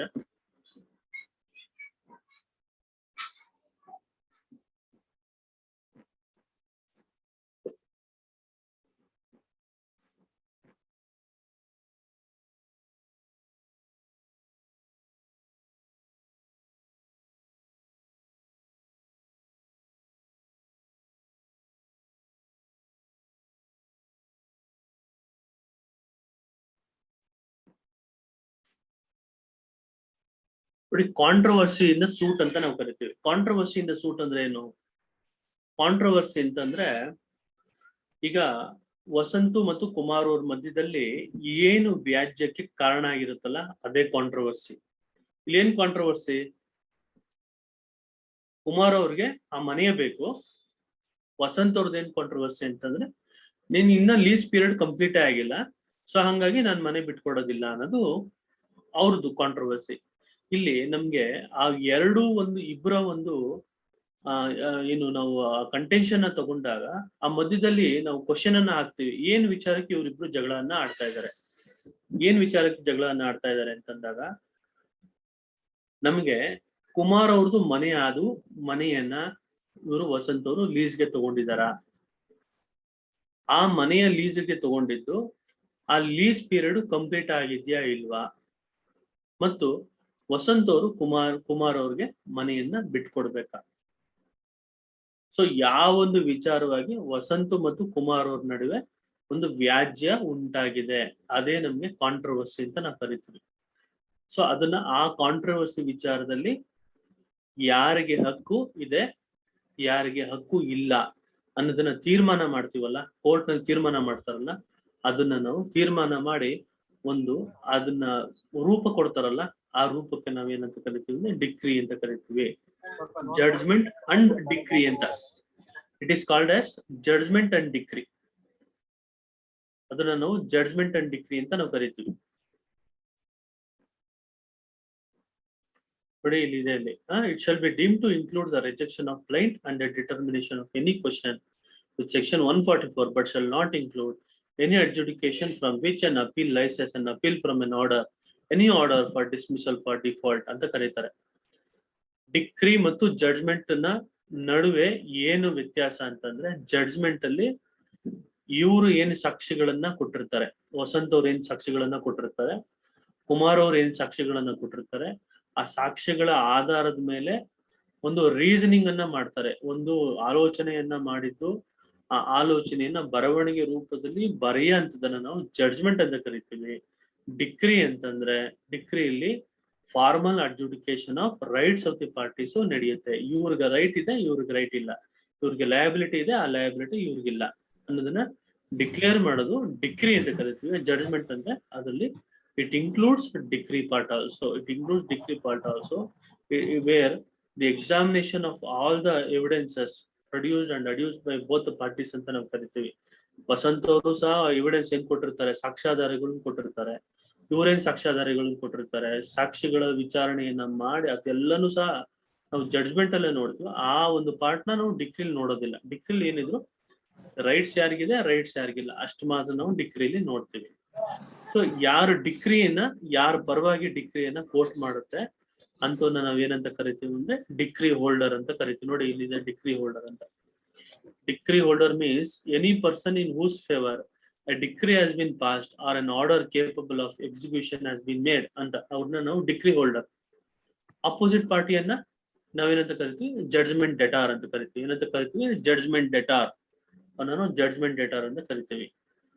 so ನಮ್ಗಿಲ್ಲಿ definition part ಅಲ್ಲಿ decree holder ಬಗ್ಗೆ ಗೊತ್ತಾಯ್ತು, ಜಡ್ಜ್ಮೆಂಟ್ ಡೆಟಾರ್ ಅಂದ್ರೆ ಯಾರು ಅಂತ ಗೊತ್ತಾಯ್ತು, ಡಿಕ್ರಿ ಅಂದ್ರೆ ಗೊತ್ತಾಯ್ತು. ನೋಡಿ ಇಲ್ಲಿ ಜಡ್ಜ್ ಅಂದ್ರೂ ಸಹ ಇದೆ, ಮೀನಿಂಗ್ ಡೆಫಿನೇಷನ್ಸ್ ಇದೆ.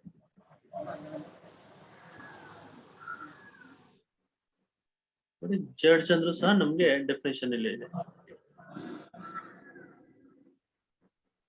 ನೋಡಿ ಜಡ್ಜ್ಮೆಂಟ್ ಅಂದ್ರೆ ಏನು, the statement given by the judge of the grounds of a decree or order. ನಮ್ ಜಡ್ಜ್ಮೆಂಟ್ ಅಂದ್ರೆ ಏನು ಅಂತಂದ್ರೆ, ಜಡ್ಜ್ ಕೊಡುವಂತ ಒಂದು ಸ್ಟೇಟ್ಮೆಂಟ್, ಡಿಕ್ರಿ ಮತ್ತು ಆರ್ಡರ್ ಅಲ್ಲಿ ಕೊಡುವಂತ ಒಂದು ಸ್ಟೇಟ್ಮೆಂಟ್ ನಾವು ಜಡ್ಜ್ಮೆಂಟ್ ಅಂತ ಕರೀತೀವಿ. ಆರ್ಡರ್ ಅಂದ್ರೆ ಏನು, ಕೋರ್ಟ್ ಆರ್ಡರ್ ಇದೆಯಪ್ಪ ನಮ್ಗೆ ಅಂತ ಹೇಳ್ತಾರೆ. ಕೋರ್ಟ್ ಆರ್ಡರ್ ಅಂದ್ರೆ ಏನು ಅಂತಂದ್ರೆ, ನೋಡಿ ಆರ್ಡರ್ ಅಂತಂದ್ರೆ ಡೆಫಿನೇಷನ್ ಏನಂತ ಹೇಳುತ್ತೆ ಅಂದ್ರೆ, ಸಿವಿಲ್ ಪ್ರಕರಣಗಳಲ್ಲಿ it means the formal expression of any decision of a civil court which is not a decree. ಡಿಕ್ರಿಯನ್ನ ಹೊರತುಪಡಿಸಿ ಕೋರ್ಟ್ನವರು ಒಂದು ಡಿಸಿಷನ್ ಮಾಡಿದ್ರೆ ಅದು ಆರ್ಡರ್ ಅಂತ ನಾವು ಕರಿತೀವಿ. ಇಂಟ್ರಿಮ್ ಅಪ್ಲಿಕೇಶನ್ ಗಳನ್ನ ಹಾಕೊಳ್ಳುವಂಥದ್ದು, ಮಧ್ಯಂತರ ಅರ್ಜಿಗಳನ್ನ ಕೋರ್ಟ್ ಮುಖೇನ ಅರ್ಜಿಯನ್ನ ಸಲ್ಲಿಸಿದಾಗ ಆ ಅರ್ಜಿ ವಿಚಾರಣವಾಗಿ ಒಂದು ಆದೇಶವನ್ನ ಮಾಡಿದಾಗ ಅದನ್ನ ನಾವು ಕೋರ್ಟ್ ಆರ್ಡರ್ ಅಂತ ಕರಿತೀವಿ. It is only a formal expression of decision of a civil court where the case is still pending before the court and which does not include a decree ಅಂತ ನಾವು ಕರಿತೀವಿ. ಅದನ್ನ ಆರ್ಡರ್ ಅಂತ ಕರಿತೀವಿ. ನೋಡಿ ಇಲ್ಲಿ ಪಬ್ಲಿಕ್ ಆಫೀಸರ್ ಅಂತಂದ್ರೆ judge ಸಹ ಪಬ್ಲಿಕ್ ಆಫೀಸರ್ ಆಗಿರ್ತಾರೆ.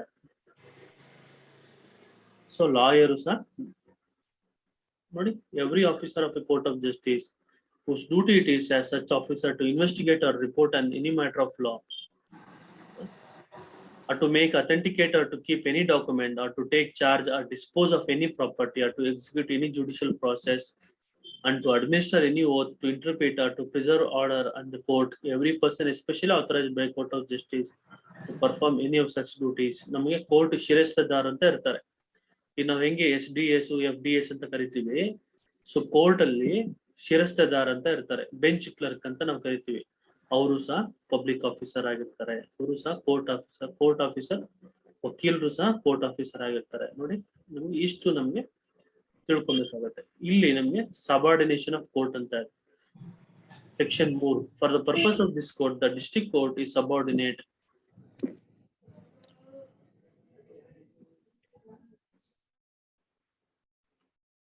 for the purpose of this the district court is subordinate to the high court and every civil court of a grade inferior to that of a district court and every court of small causes is subordinate to the high court and the district court ಅಂತ ಹೇಳುತ್ತೆ. ಇಲ್ಲಿ ನಿಮ್ಗೆ ಹೈರಾರ್ಕಿನ ನಾವು ನೋಡ್ತೀವಿ. ಏನ್ hierarchy ನೋಡ್ತೀವಿ? The district court is subordinate to the high court. ಪ್ರತಿಯೊಂದು district court ಹೈಕೋರ್ಟಿನ subordinate ಅಂದ್ರೆ ಅವರ ಒಂದು ಮೇಲ್ವಿಚಾರಣೆಯಲ್ಲಿ ಡಿಸ್ಟ್ರಿಕ್ಟ್ ಕೋರ್ಟ್ ಹೈಕೋರ್ಟಿನ ಕೆಳ ಹಂತದಲ್ಲಿ ಇರೋಂತ ಕೋರ್ಟ್ಗಳು ಕೆಳ ಹಂತ ಕೋರ್ಟ್ ನಾವು ಡಿಸ್ಟ್ರಿಕ್ಟ್ ಕೋರ್ಟ್ ಅಂತೀವಿ. ಅದು ವಿಧೇಯಕರಾಗಿರುತ್ತೆ.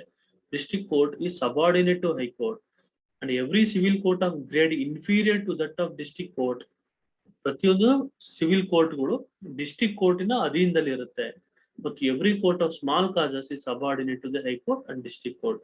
ಸ್ಮಾಲ್ ಕಾಸಸ್ ಕೋರ್ಟ್ಗಳನ್ನ ನಾವು ಎಲ್ಲಿ ಕರಿತೀವಿ ಅಂತಂದ್ರೆ ಸ್ಮಾಲ್ ಕಾಸಸ್ ಕೋರ್ಟ್ ಅನ್ನ ನಾವು ಬೆಂಗಳೂರಿನಲ್ಲಿ ನೋಡ್ತೀವಿ. ಆ ಸ್ಮಾಲ್ ಕಾಸಸ್ ಕೋರ್ಟ್ಗಳು ಹೈಕೋರ್ಟಿನ ಸಬಾರ್ಡಿನೇಟ್ ಆಗಿರುತ್ತೆ, ಡಿಸ್ಟ್ರಿಕ್ಟ್ ಕೋರ್ಟಿನ ಸಬಾರ್ಡಿನೇಟ್ ಕೋರ್ಟ್ ಆಗಿರುತ್ತೆ.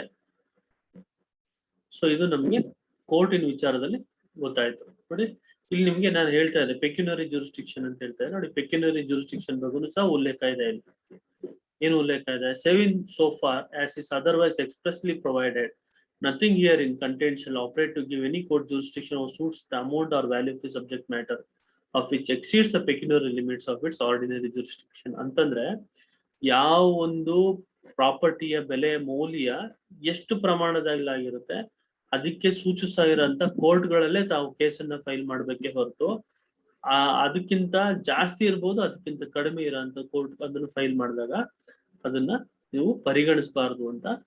ಸೊ ಈ ಒಂದು CPC ಏನು ಸಿವಿಲ್ ಪ್ರಕ್ರಿಯಾ ಸಂಹಿತೆಯಲ್ಲಿ ಅದನ್ನ ಉಲ್ಲೇಖಿಸಿದ್ದಾರೆ.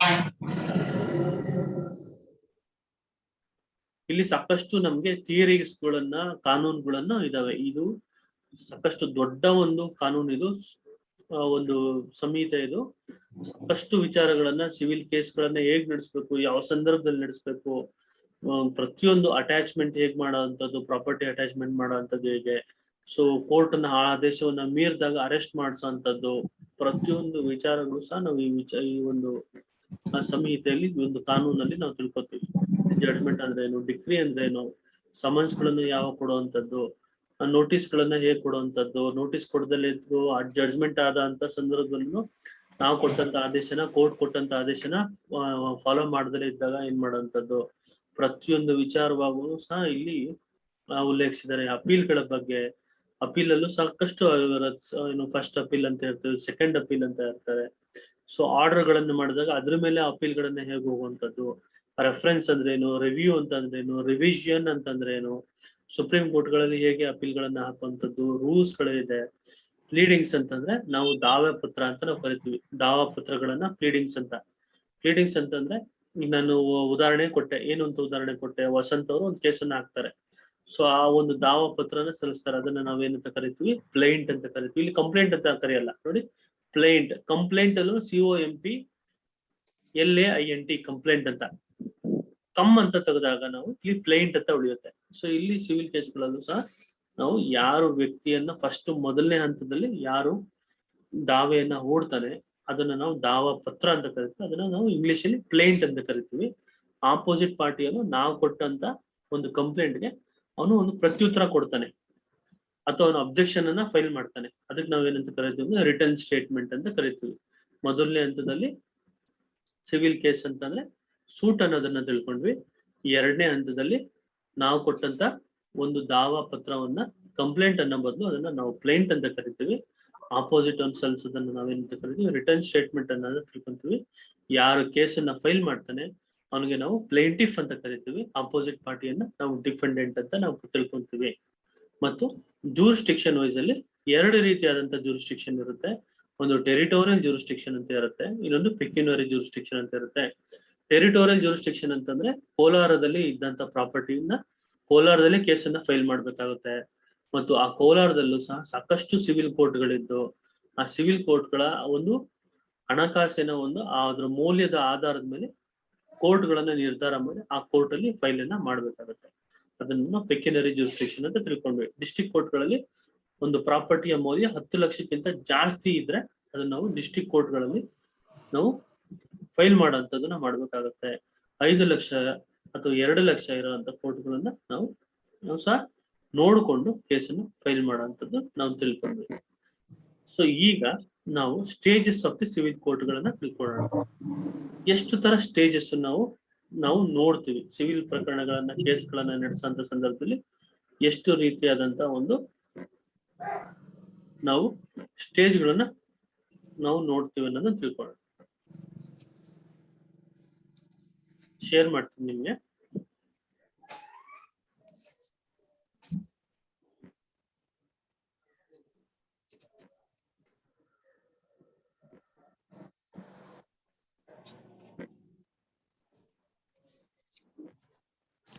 ಕಾಣಿಸ್ತಾ ಇದೆಯಾ ನಿಮ್ಗೆ? ಕಾಣಿಸ್ತಾ ಇದೆ ಸರ್. ಓಕೆ, ನೋಡಿ ಮೊದಲನೇ ಹಂತದಲ್ಲಿ ಇಲ್ಲಿದೆ ನೋಡಿ. ಮೊದಲನೇ ಹಂತದಲ್ಲಿ ಪ್ರೆಸೆಂಟೇಷನ್ ಆಫ್ ದಿ ಪ್ಲೈಂಟ್ ಅಂತಂದ್ರೆ ದಾವಾ ಪತ್ರವನ್ನ ಹಾಕುವಂಥದ್ದು.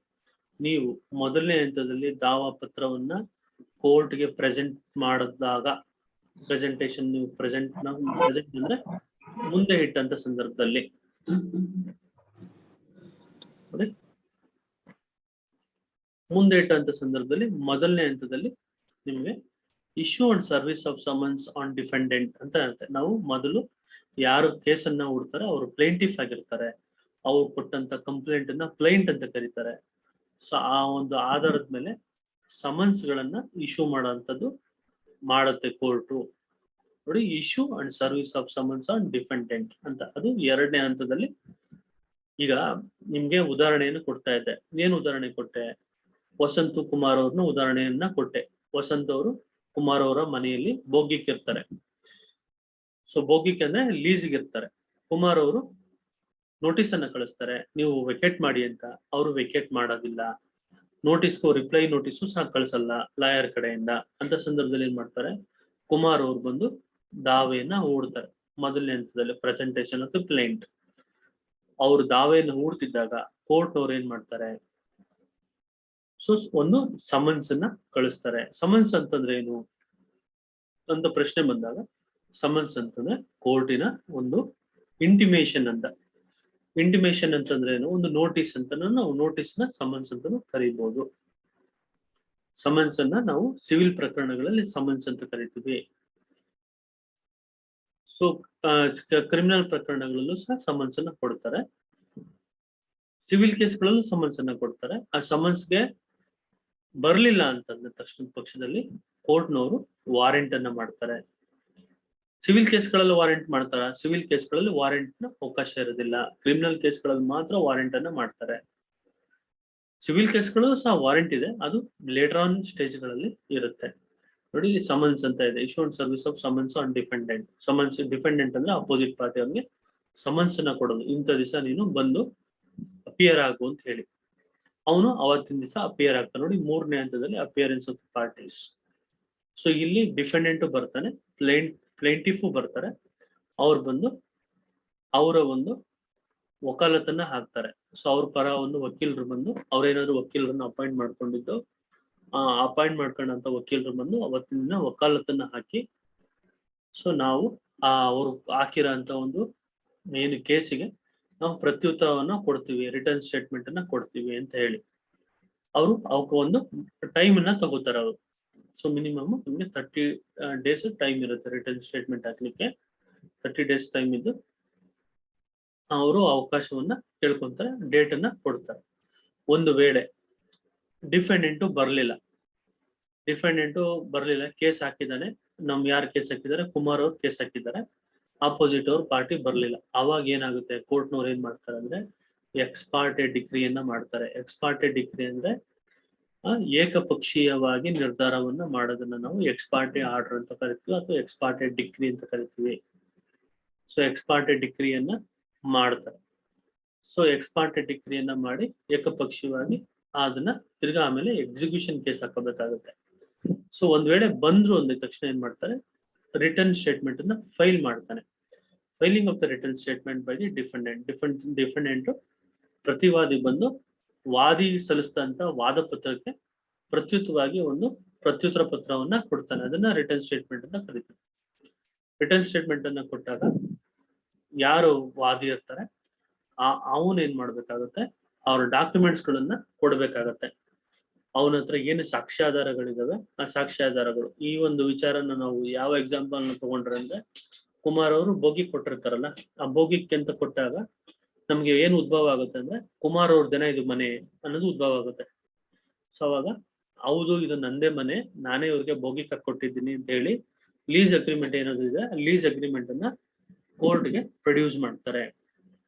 ಪ್ರೊಡ್ಯೂಸ್ ಮಾಡೋದನ್ನ ನಾವು ಏನಂತ ಕರಿತೀವಿ ಅಂದ್ರೆ production of documents by the parties ಅಂತ ಕರಿತೀವಿ.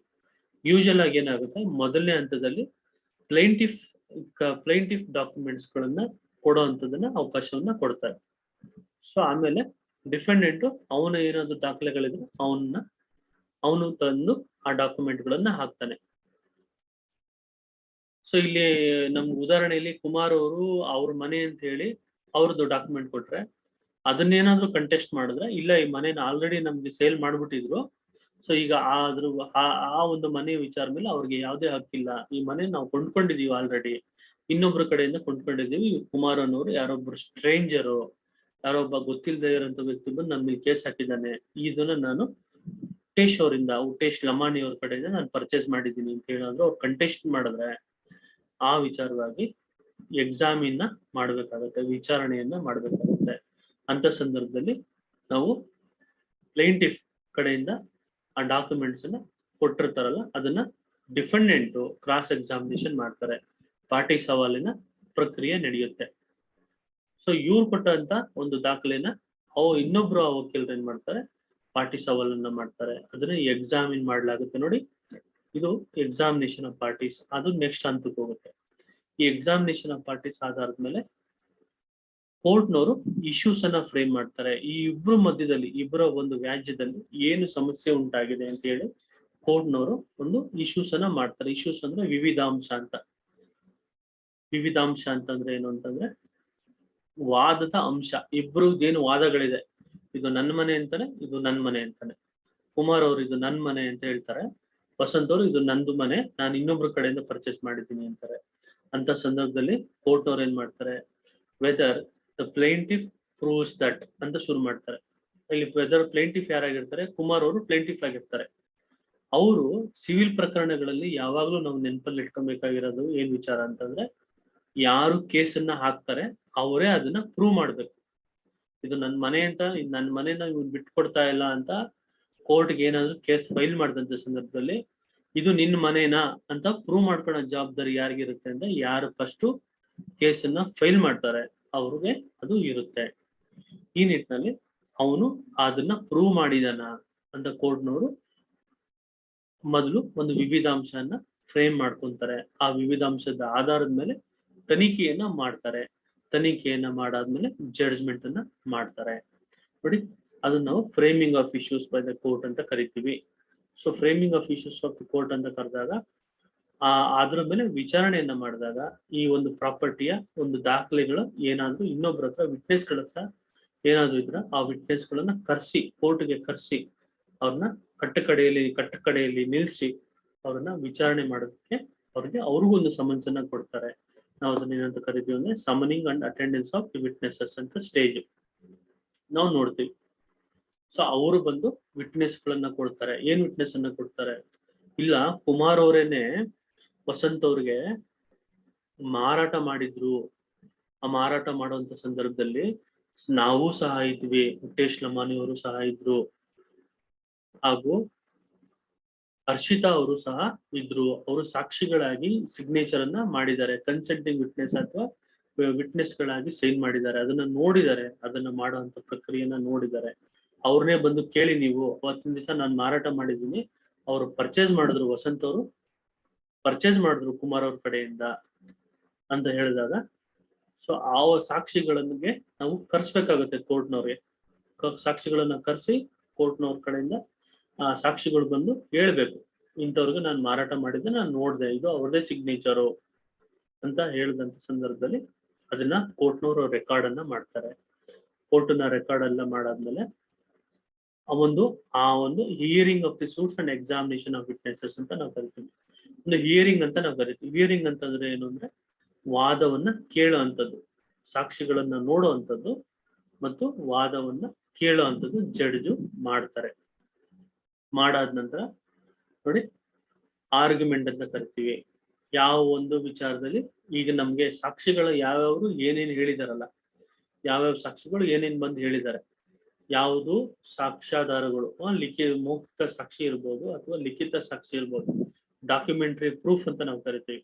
ಆ ಡಾಕ್ಯುಮೆಂಟರಿ ಪ್ರೂಫ್ ಆಧಾರದ ಮೇಲೆ ಜಡ್ಜು ಡಿಸೈಡ್ ಮಾಡ್ತಾರೆ. ಅದನ್ನ ನಾವು ಪ್ರಿಪಾಂಡರೆನ್ಸ್ ಆಫ್ ಪ್ರಾಬಬಿಲಿಟಿ ಅಂತ. ಸೊ ಯಾವ ಒಂದು ದಾಖಲೆಗಳು ಏನ್ ಹೇಳ್ತಾ ಇದೆ, ಏನ್ ರಿಫ್ಲೆಕ್ಟ್ ಮಾಡ್ತಾ ಇದೆ, RTC ಯಾರ ಹೆಸರಲ್ಲಿ ತೋರಿಸ್ತಾ ಇದೆ, ಟ್ಯಾಕ್ಸ್ ಪೇಡ್ ರಸೀದಿ ಯಾರ ಹೆಸರಲ್ಲಿ ತೋರಿಸ್ತಾ ಇದೆ, ಪಾರ್ಟಿಷನ್ ಡೀಡು ಎಷ್ಟು ವರ್ಷದ ಹಿಂದೆ ಪಾರ್ಟಿಷನ್ ಡೀಡ್ ಅನ್ನ ಮಾಡ್ಕೊಂಡಿದ್ರು, ಆಯ್ತಾ, ಮತ್ತು EC ಏನ್ ತೋರಿಸ್ತಾ ಇದೆ, ಮ್ಯೂಟೇಶನ್ MR ನಂಬರ್ ಅಲ್ಲಿ ಏನ್ ತೋರಿಸ್ತಾ ಇದೆ, ಮ್ಯೂಟೇಶನ್ ಯಾರ ಹೆಸರಿಗಾಗಿದೆ ಅದನ್ನು ಯಾರ ಹೆಸರಲ್ಲಿ ತೋರಿಸ್ತಾ ಇದೆ, ಅದು ಎಲ್ಲ ಸಾಕ್ಷ್ಯಾಧಾರಗಳನ್ನ ನೋಡ್ಕೊಂತಾರೆ. ಮತ್ತು ಏನಾದ್ರು ಡಿಸ್ಪ್ಯೂಟ್ ಇತ್ತು ಅಂತಂದ್ರೆ ಅದನ್ನು ಸಹ ಕ್ಲಾರಿಫೈ ಮಾಡ್ಕೊಳ್ಳೋಂತ ಒಂದು ಪ್ರಕ್ರಿಯೆ ಆಗುತ್ತೆ. ಆ ಒಂದು ವಿಚಾರದಲ್ಲಿ ಆ ವಕೀಲರುಗಳು ಏನ್ ಮಾಡ್ತಾರೆ, ವಾದವನ್ನ ಮಂಡಿಸ್ತಾರೆ. ಇಬ್ಬರಿಗೂ ಅವಕಾಶವನ್ನ ಕೊಡ್ತಾರೆ. ಮೊದಲು ಪ್ಲೇಂಟಿಫ್ ವಕೀಲರಿಗೆ ಅವ್ರ ವಾದವನ್ನ ಮಂಡಿಸಕ್ಕೆ ಅವಕಾಶವನ್ನ ಕೊಡ್ತಾರೆ. ಅವ್ರ ವಾದ ಆದ್ಮೇಲೆ ಡಿಫೆಂಡೆಂಟ್ ಆರ್ಗ್ಯುಮೆಂಟ್ಸ್ ನಡೆಯುತ್ತೆ. ಸೊ ಅದನ್ನ ನಾವು ಆರ್ಗ್ಯುಮೆಂಟ್ ಸ್ಟೇಜ್ ಅಂತ ನೋಡ್ತೀವಿ. ಆ ಇಬ್ರು ಕಡೆಯಿಂದ ಆರ್ಗ್ಯುಮೆಂಟ್ ಅನ್ನ ಆಲಿಸಾದ್ಮೇಲೆ ಜಡ್ಜ್ಮೆಂಟ್ ಅನ್ನ ಬರೀತಾರೆ. ಜಡ್ಜ್ಮೆಂಟ್ ಜೊತೆ ಡಿಕ್ರಿಯನ್ನು ಸಹ ಪ್ರಿಪೇರ್ ಮಾಡ್ತಾರೆ. ನೋಡಿ, judgment and preparation of decree. ಈ ಡಿಕ್ರಿ ಆದ್ಮೇಲೆ ಜಡ್ಜ್ಮೆಂಟ್ ಅಂಡ್ ಡಿಕ್ರಿ ಆದ ನಂತರ ಅದನ್ನ ಕೋರ್ಟ್ನವರೇ ನಿಮ್ಗೆ ಬಂದು ತಗೊಳಪ್ಪ ಇದು ನಿನ್ ಮನೆ, ತಗೊಳಪ್ಪ ಇದು ನಿನ್ ಮನೆ, ನಿನ್ ಮನೆಯನ್ನ ಬಿಟ್ಟು ಹೋಗು ಅಂತ ಹೇಳಲ್ಲ. ಯಾರು ಕೇಸನ್ನ ಫೈಲ್ ಮಾಡಿರ್ತಾರೆ, ಯಾರ ಪರವಾಗಿ ಡಿಕ್ರಿ ಆಗಿರುತ್ತೆ, ಅವರೇ ಒಂದು ಎಕ್ಸಿಕ್ಯೂಷನ್ ಅಪ್ಲಿಕೇಶನ್ ಹಾಕೊಬೇಕಾಗತ್ತೆ. ಎಕ್ಸಿಕ್ಯೂಷನ್ ಕೇಸ್ ಅಂತ ನಾವು ಕರಿತೀವಿ. ಆ ಡಿಕ್ರಿಯನ್ನ ಎಕ್ಸಿಕ್ಯೂಟ್ ಮಾಡ್ಬೇಕು. ಈಗ ಕುಮಾರ್ ಅವ್ರ ಪರ ಕೋರ್ಟ್ನವರು ಡಿಕ್ರಿಯನ್ನ ಮಾಡಿದ್ರೆ ಮತ್ತೆ ಗುರು ಈ ಕೇಸನ್ನ ಮುಗಿದ ನಂತರ ಇನ್ನೊಂದು ಕೇಸನ್ನ ಹಾಕ್ಬೇಕಾಗತ್ತೆ. ಸೊ ಸಾಮಾನ್ಯ ಜನತೆಗೆ ಏನ್ ಗೊತ್ತಿದೆ ಅಂದ್ರೆ ಕೋರ್ಟ್ನವರು ಬಿಡಿಸ್ಕೊಡ್ತಾರೆ. ಇಲ್ಲ, ಕೋರ್ಟ್ನವರು ಬಿಡಿಸ್ಕೊಡೋದಿಲ್ಲ. ನೀವು ಅಪ್ಲಿಕೇಶನ್ ಹಾಕ್ಬೇಕು. ಕೋರ್ಟ್ ಇತ್ಯರ್ಥವನ್ನ ಮಾಡಿದ್ರು ನಿಮ್ ಕೇಸಲ್ಲಿ, ಆ ಇತ್ಯರ್ಥದ ಮೇಲೆ ನೀವು ಇದನ್ನ ಎಕ್ಸಿಕ್ಯೂಷನ್ ಮಾಡ್ಕೊಡಿ ಸ್ವಾಮಿ ಅಂತ ಹೇಳಿ ನೀವು ಒಂದು ಅಪ್ಲಿಕೇಶನ್, ಇನ್ನೊಂದು ಅರ್ಜಿಯನ್ನ ಹಾಕಿದಾಗ ಕೋರ್ಟ್ನವರು ಅದನ್ನ ಎಕ್ಸಿಕ್ಯೂಟ್ ಮಾಡ್ತಾರೆ. ಸೊ ಅಲ್ಲಿ ನಿಮ್ಗೆ ಎಕ್ಸಿಕ್ಯೂಷನ್ ಪ್ರೊಸೀಡಿಂಗ್ಸ್ ಆಗುತ್ತೆ. ಸೊ ಅಲ್ಲಿಗೆ ನಿಮ್ಗೆ ಒಂದು ಕೇಸಿನ, ಒಂದು ಸಿವಿಲ್ ಪ್ರಕರಣದ ಒಂದು ಕೇಸಿನ ಅಂತ್ಯಕ್ಕೆ ಬರುತ್ತೆ. ಸೊ ಇಷ್ಟು ನಿಮ್ಗೆ ಬೇಸಿಕ್ ಆಗಿ ತಿಳ್ಕೊಬೇಕಾಗಿರೋಂಥ ವಿಚಾರ. ಸೊ ಇದು ನಿಮ್ಮ ಸಿವಿಲ್ ಪ್ರಕರಣಗಳಲ್ಲಿ ತಿಳ್ಕೊಬೇಕಾಗಿರೋಂಥ ಒಂದು ಪ್ರೊಸೀಜರು ಮತ್ತು ಸ್ಟೇಜಸ್.